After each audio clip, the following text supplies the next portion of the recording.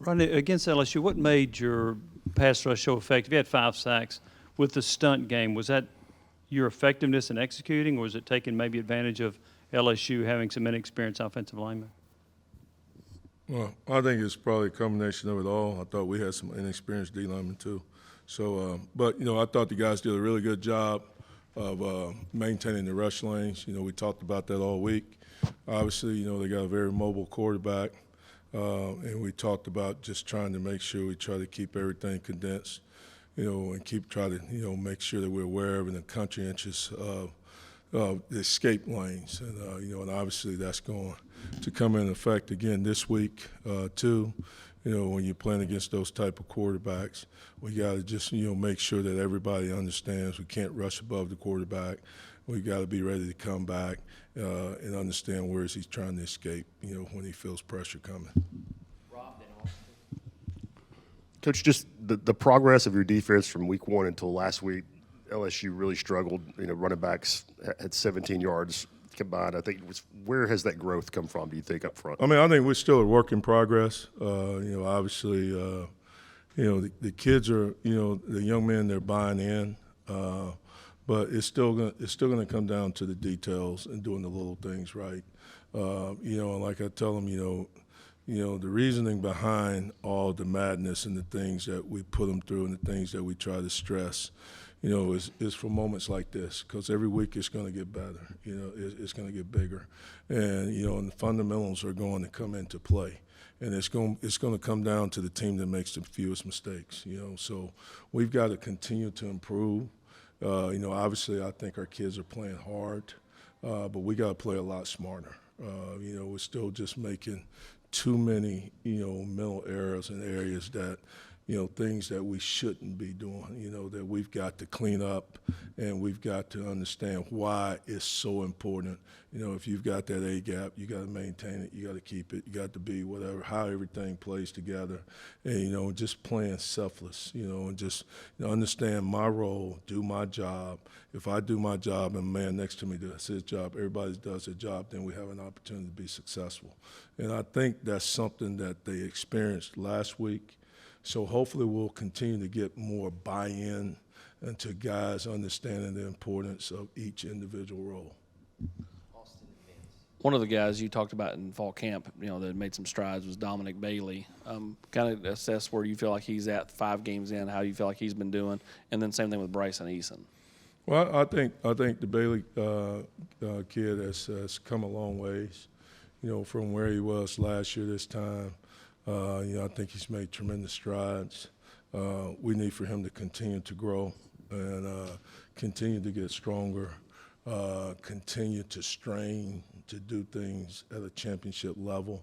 But I do think he's trending in the right direction, but by no stretch of the imagination, is he a finished product. But I do like the way he's working, and hopefully he will stay on that path and continue to do things the right way so we can have success. And the same thing with Bryson. Bryson's a very talented young man.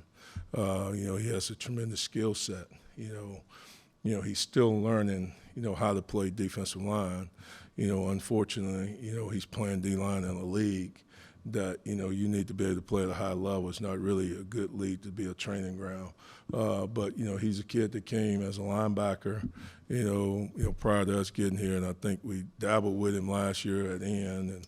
And, obviously you can see his body. His body is more inclined to be an interior guy, which, you got to be built to be a tackle, in this league, and mentally and physically. So, just getting him to understand the mental aspect of having that mentality where he's going to go in and battle and strain and fight 300 pounders plus pounders every single snap. That's something that he has to embrace and just understand that, he can be really good at it if he will fix, some of the nuances that he needs to work on, just fundamentally.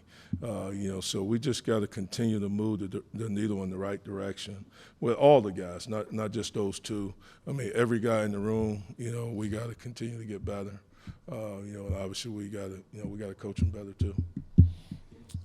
ask about a couple of guys separately. One, you had talked about the development that you wanted to see from Amari Thomas and that leadership aspect as well as the production to go with it. What kind of season do you think Amari's had? Well, I think Big O is, being consistent. But, obviously I think, if you talk to Big O, he'll tell you too that there are a lot of things that, he's got to fix. Obviously he's got to continue to work on being a natural knee bender. He plays too high, and, he's not, if he's going to be a D lineman in this league, he got to play like a D lineman. Don't look like an O lineman that we just got playing D line. So, it's just, but, he's a tremendous young man that wants to please you and wants to do things the right way. I definitely think he's totally bought in to what we're trying to do here. But now he's got to fix the things as far as, playing with better pad level, playing with better knee bend, not being a waist bender, just being more heavy-handed and striking and just being more disruptive. I mean, that's not just him. DJ's got to do the same thing. Prime's got to do the same thing. Like I stressed to them, we need big guys to play big. We don't need big guys to play small. We could just go out and get a small guy if that's what we're going to get. So we need a big guy to play big. And what are you seeing from Tyler Barron? Tyler's just continues, got to continue to grow. And obviously, we're moving Tyler inside a lot on third down situations. Just trying to, take advantage, of some of the things that we feel that his talents are stronger at. Like I told him, I look at him a lot like, Marlon Davison, the kid I had, at Auburn, a strong side defensive end. Obviously on third down, you like to be able to move him inside, try to create some mismatches, on some pass rush situations. And I think he's buying more into that, and obviously, it's got to be a mindset there too for him. Tyler, same thing. He came here from being a Leo outside drop guy to moving to strong side end to now even buying into, hey, I'm playing some 3 technique, and even though we sit there and we say the Rabbits package is a third down type package, but you'll see if you looked at last week, there are a lot of times that we got in Rabbits and stayed in Rabbits for an extended period of time during the drive, so they've got to be able to play first and second down too. And, obviously there's not an opportunity to rush the quarterback if you don't play good on first, second down and limit the runs. Rodney, those of y'all on the staff who have been around, championship caliber football before, how do you kind of find that line of telling your players, guys, it's good that you're playing better and this looks good, but there's still a long way to go here? Well, one thing I always tell the guys, it's 3 things that don't lie, all right? That's the film, that's the mirror, and that's the Bible. When they sit there and look at that film, no matter what they tell me or what they tell their parents, the film don't lie. All right. So obviously, I think it's very evident to everybody that we have to continue to improve. And when you're playing an opponent, like Alabama and Coach Saban, it doesn't matter, who he loses from a player standpoint or from a coach's standpoint. They're sort of like a Mercedes-Benz plant. That assembly line, everything that rolls off of it is a high-quality product. So, we've got to be high quality so we can even just go out there and compete with them. So, so we've got to be conscientious of our pad level. We've got to be conscientious of our footwork. We've got to be conscientious of our eyes, our hat placement, pad level. That's when all of those little things, they matter.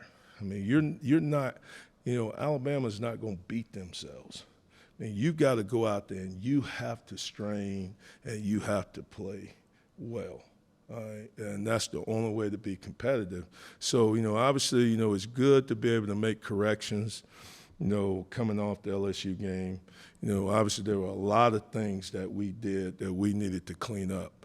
And obviously it's easier to clean it up, when you're coming off of a win. I think people are a little bit more receptive, and I think they received the message a little bit better than if you were trying to clean it up with the loss. So I think these guys are seeing it, they're understanding it, that we've got to get better. And and unfortunately, we don't have a whole lot of time. It's just every week. I told them we want to keep our head down like that mule that's out there plowing that row. and we don't want to look up. All we care about is keep our eyes down on that row, and we're just going to keep focused on that. And let's just try to get better day by day. Each practice, each game, and let's just see where this thing could be in the end. Yeah, Rodney, even going back to the Pittsburgh game, you made a pretty clear commitment, it looked like, to play 12 guys, and you're playing 12 defensive linemen on a regular basis. How beneficial is that, and what kind of commitment do you have to make to play those 12 guys, even though there's growing pains with some of those young ones who are learning as they go, like the Tyree West and Joshua Josephs and those guys?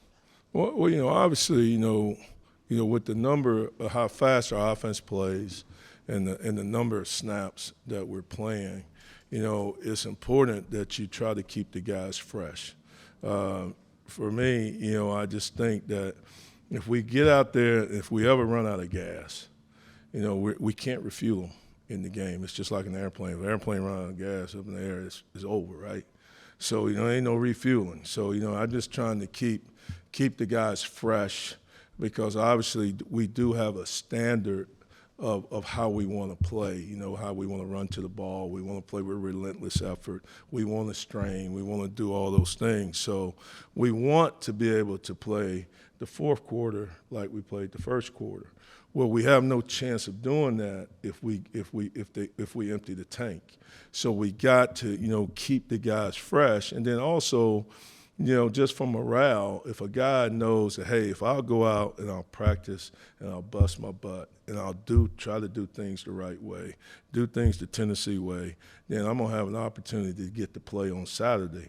Hopefully now you're going to get a better quality of practice, because they're going to be able to get that reward on Saturday, because they all want to play. None of them want to practice, but they all want to play. So, so that's the nugget, you try to dangle in front of them. Hey, man, if you want to play, you got to earn the right. It's nothing that's given to you, to whom much is given, much is required. So the requirement is what you do during practice to prepare and show that we can count on you to go out there and play at a championship level. Thank you, Coach. Thank y'all. Y'all have a good day. Thank you so much.